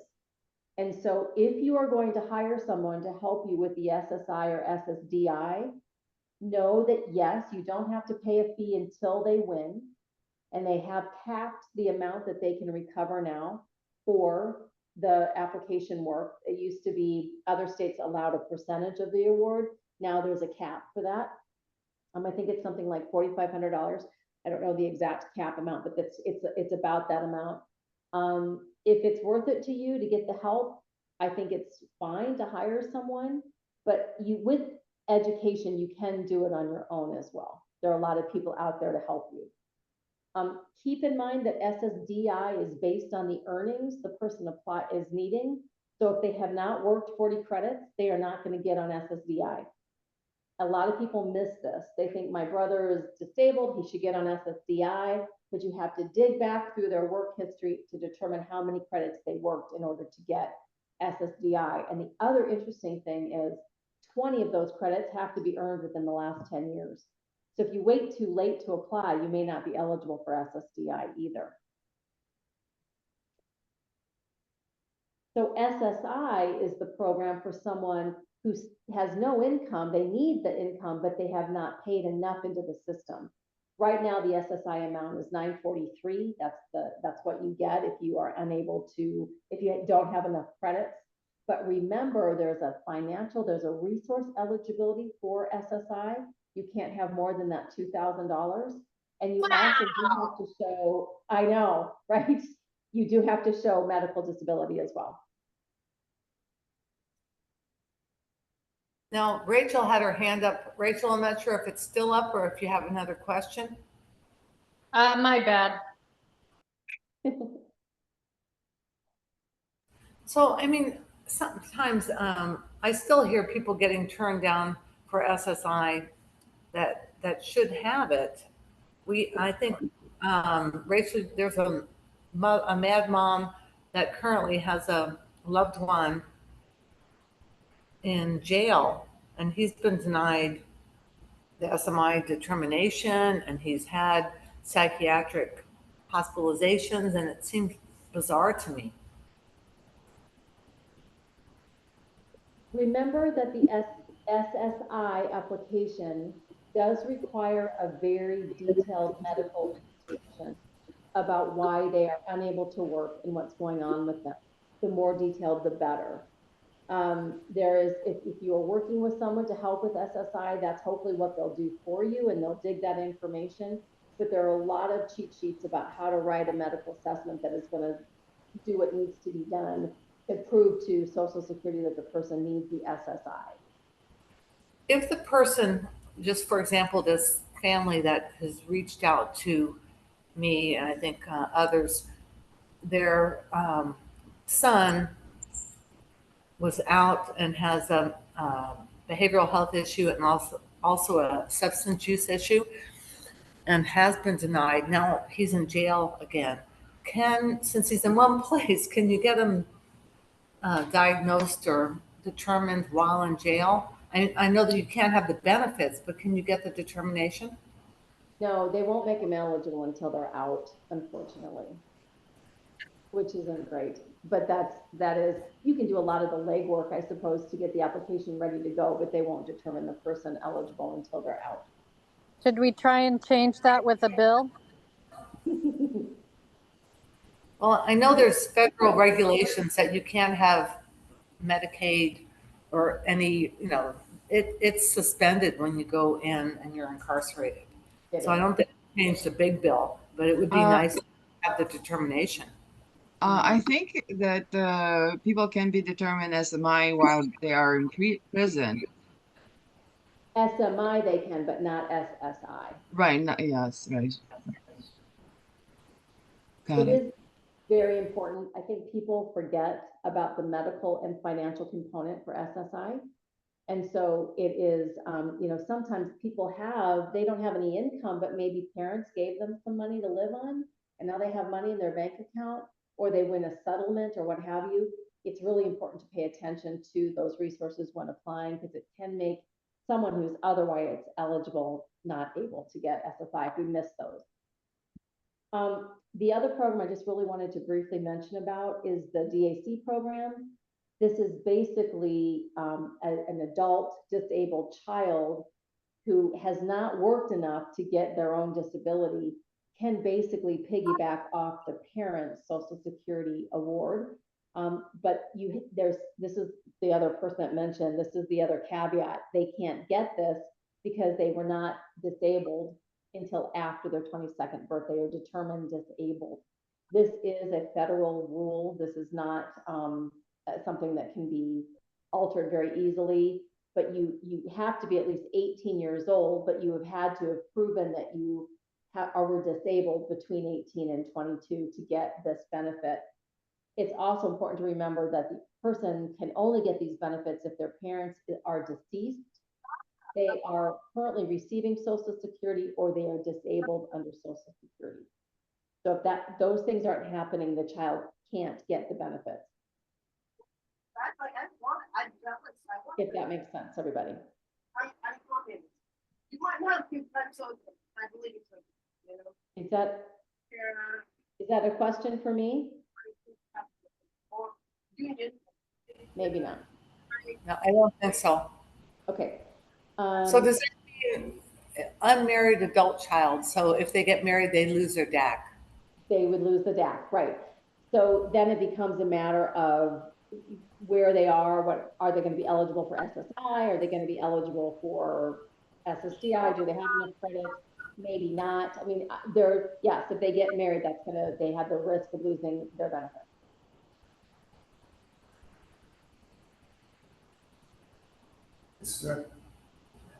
This is an interesting thing. I just wanted a question about the DAC benefit. I know you call it DAC benefit, but I've had it clearly explained to me a number of times that this is not actually a benefit, but an entitlement. So, and it's not clear to me what the difference is between the two of them, but it's interesting. Once you actually, I know because my son gets this entitlement, and when I applied for Social Security, in the application for my own Social Security, I listed that I had a disabled son. And I was very much surprised to find out that they were going to be sending me half of my Social Security as a DAC entitlement to him. Of course, through me, but to him. He was the one who was entitled to it.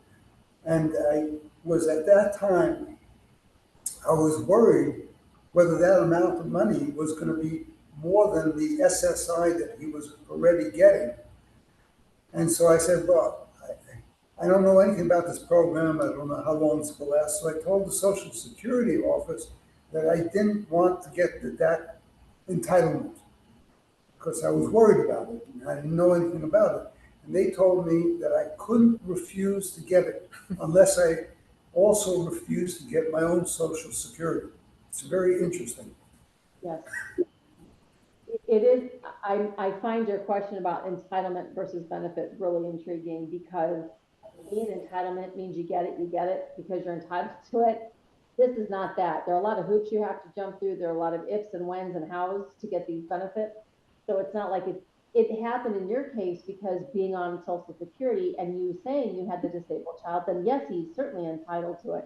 But for someone who doesn't know about this benefit, unless their parent is receiving disability or has passed away or is disabled, they can't get it just easily. The way you did it was the best way is because under your program, he was considered a dependent of yours to be able to get that benefit.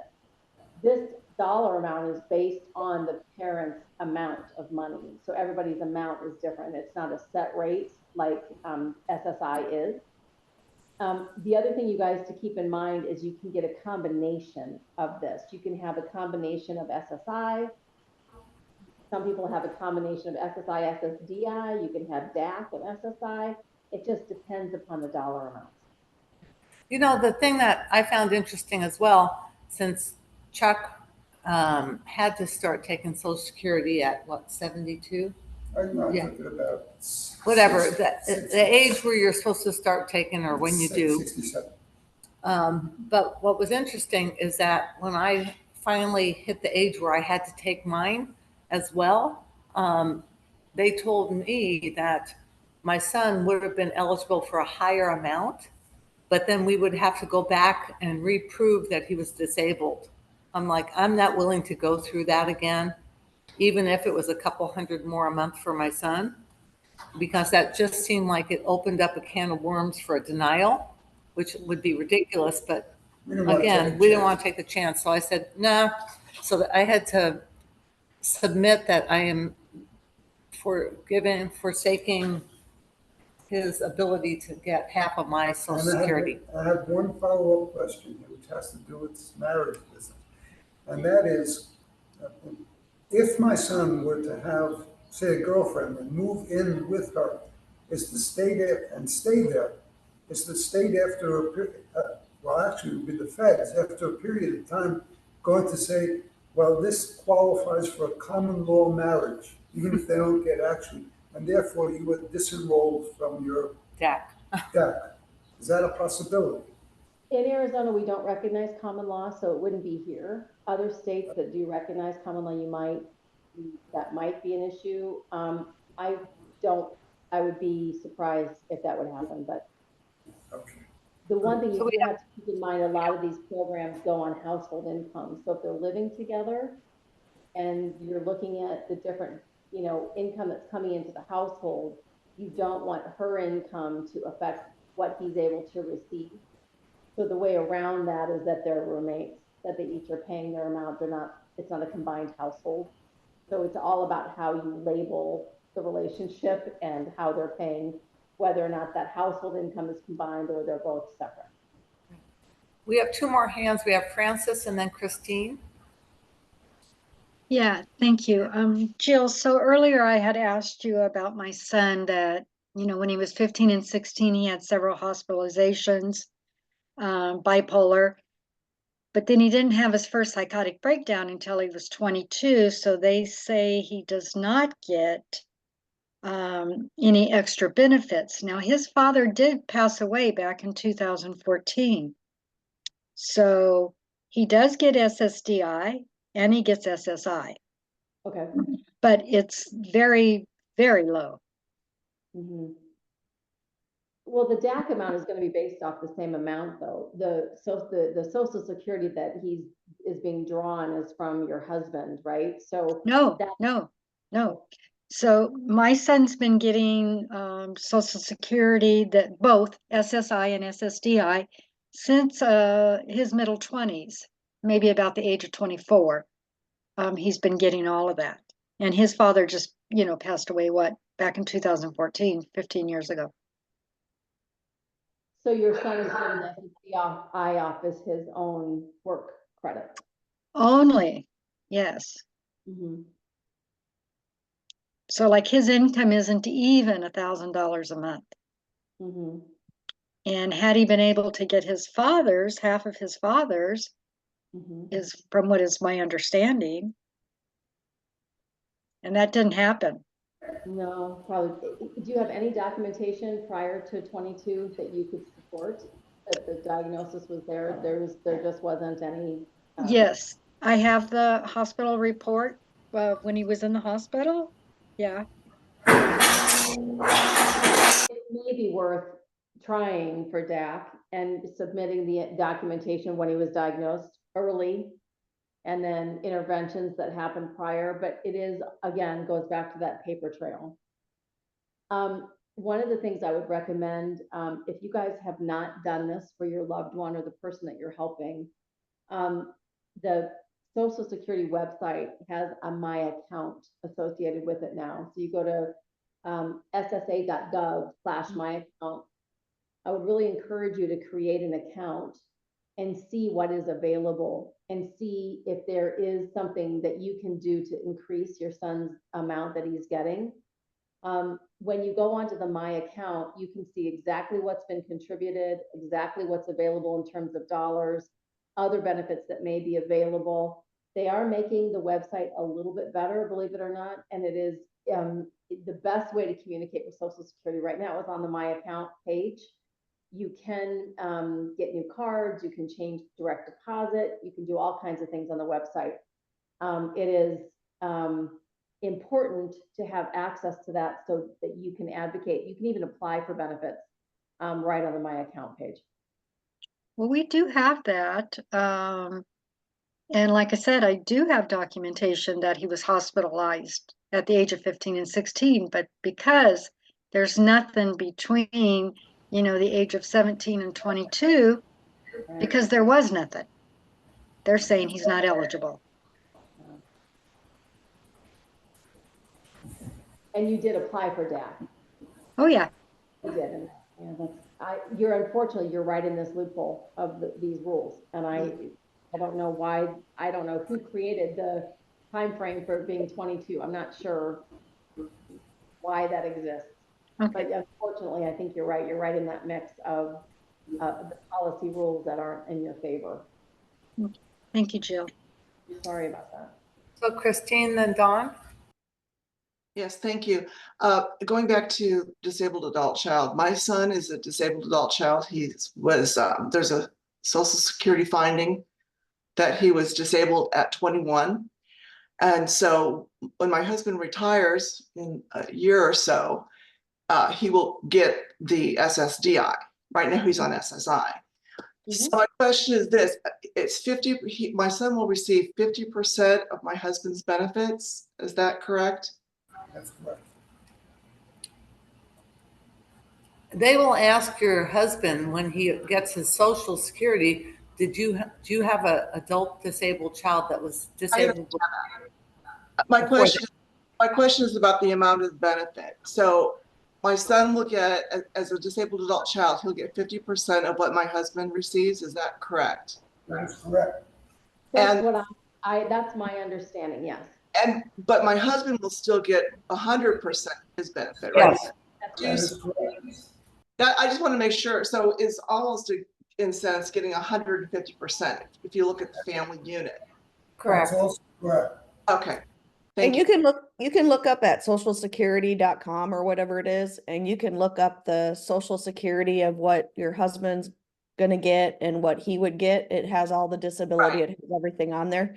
I can actually help you with that because Tia gets gets that. And yeah, I mean, Social Security, they've already told us that it's just automatic. Once he applies, all you do, you identify your son, and then boom, he'll just automatically get the bump up. That part will be easy. Getting SSI was a nightmare. yeah. Yeah. It's not as easy as what they're telling you, though, just so you know. Oh, thank you. Appreciate that. But it isn't that hard either, but it's not that easy. They do a little bit more with disability because he's going to get it for life. So it goes through a different system than the typical Social Security system. Oh. Because when John passed away, Tia had to go through, the other kids got it right away. But Tia was about 6 months behind. And then I had a choice. I could either have her get the back pay, which it would take away from the other kids, or I could just, start getting it. So it's a little bit different than what they're saying, but it's still not that bad.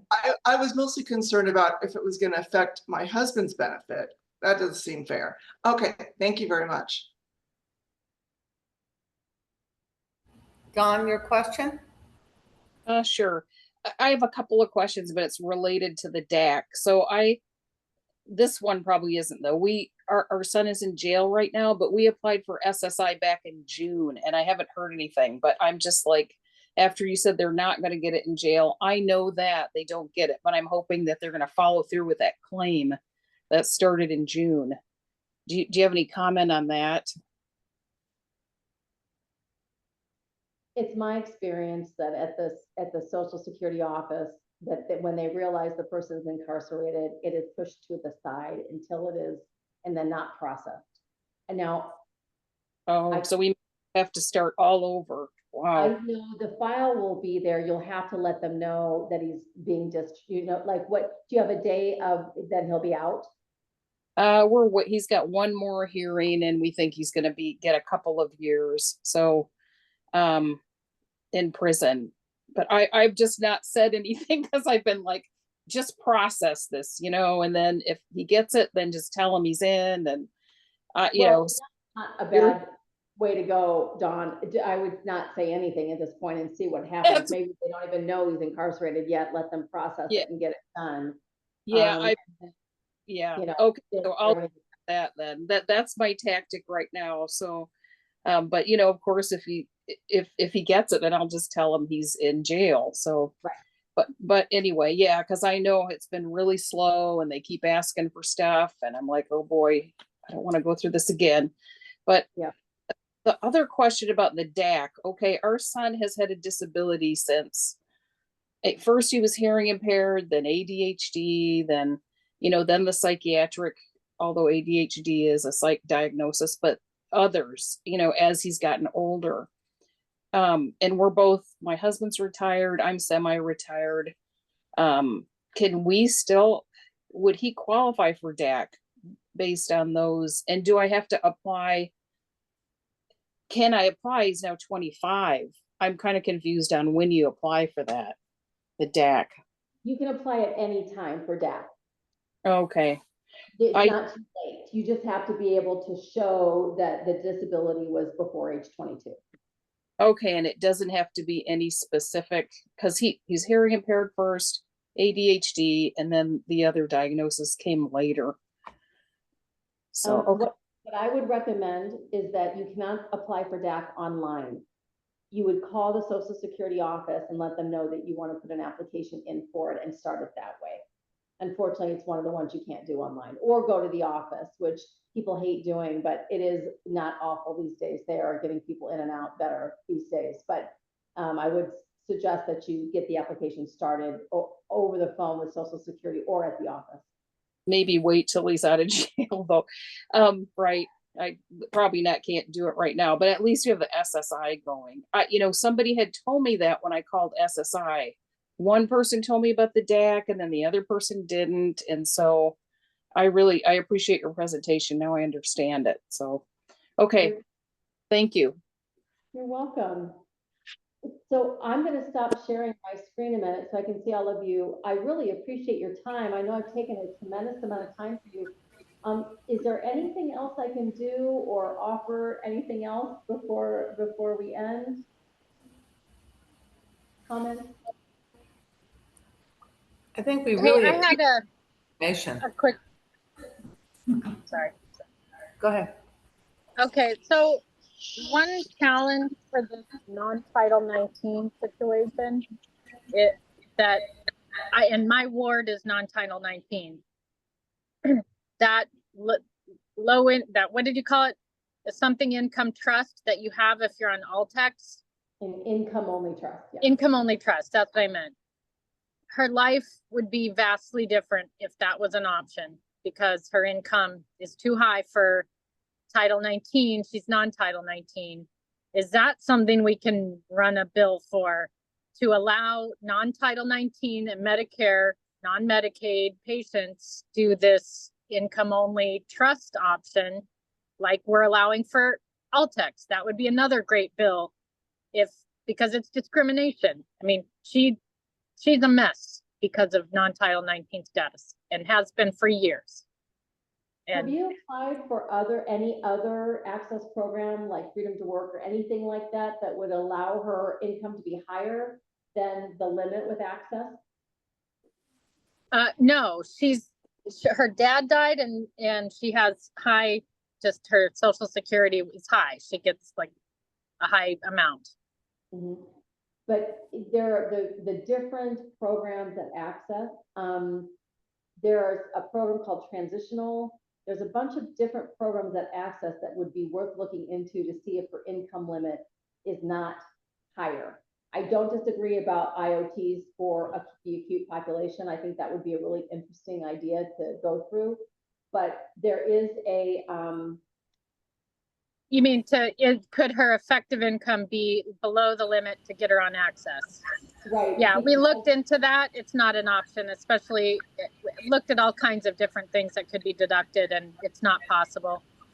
So Rachel, for her, was she well enough to earn enough to have this Social Security, or is she getting a DAC benefit that shouldn't be counted against her? There's no DAC benefit or anything like that.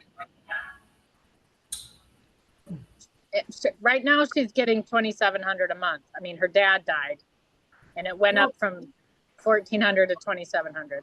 That's a DAC benefit. Is DAC benefit Social Security? Even if you didn't count that, she still, even before the dad died, it was $1,400. So she was just over the limit. I know her parents have kind of exhausted. They got advice. There was just no way to get her out of that non-Title 19 status. Well, I mean, maybe they missed something, but I mean, it's been a problem. And there's a lot of, I mean, I've learned there's like 15,000 people SMI that are non-Title 19. But I think the difference is there are not a lot of people that know the nuances of the DAC. When Chuck was going to get it, and we were really frightened that our son was going to be entitled to all this money, and we didn't want it. And we said, no, we don't want it. Take it away. We don't want him to have it. We didn't, there weren't a lot of people that were aware that because of that DAC exclusion, you will not lose your access benefit, even if you get. Isn't that the Pickle Amendment? It is the Pickle Amendment. Even if you get $2,000, $3,000 a month, if it's due to DAC. So maybe you should see. She's never qualified. I mean, she's always been this non-title. I don't know. We'll look into it. Rachel, do you guys have my contact information? I had it on that last slide. I'll send it to Lori. If she can send it to all of you. Yeah. If you want to send me that person's name and date of birth, let me do some digging for you. That would be awesome. Now, like, my brain is on fire trying to figure out the brain. Send it, if I can get her name and date of birth, I'll do some digging and see if we can come up with something else for you. Okay. Yeah. That's great. So what I'll do is when you send me your slide deck, I'll upload it, and we'll also load the webinar. I probably won't get it done until this weekend because I don't want to do it over slow bandwidth. No worries. But thank you, Jill. I'm here for you if you ever run into a snag. Lori did mention at the beginning of the call our Bete line. I'm just going to do a little pitch for this. if you ever have any person who is concerned about benefits, this is a completely free service. Call for Bete. It's BETE. The website is ask4Betty.com, or you can call 855-477-9896. And I have benefit coaches available 8 to 5 Monday through Friday that can answer any questions for people for free. We're doing this as a community service. I feel very strongly that people need help. They shouldn't have to pay for it. If you run into a snag and you just need to brainstorm something, please know that we're here, and we'll do our best on the Bete line to help you. Do you want to put that in the chat? Because I'll save the chat and I'll upload that as well. Sure. If I can, yeah, I can do it. It's bad, but that'll work. You know, Jill, this is why all the people that run our insurance agencies love to talk to you and use you to help them with their families. Well, I feel like I have been, I really want to be a voice of reason in the storm and be able to make sure people can understand this in a way that is easily digestible and understood. And so I hope at the end of my career, at least what people say about me is that I was always compassionate, I was knowledgeable, and I had policy-based answers that could help people. Hopefully, and maybe we'll fix this FMI rule with all. I hope so. Well, thank you guys. Thank you. So we took the full 2 hours. Yay. So it was so worth it. My dogs went nuts. Sorry about that. That's No worries. Thank you. So much. Thank you, Jill. Thank you so much. This was awesome. Yeah, thank you, Jill. Very informative. Thank you, Lori, for having me. Hope you recuperate quickly. Thanks, guys. It was a pleasure.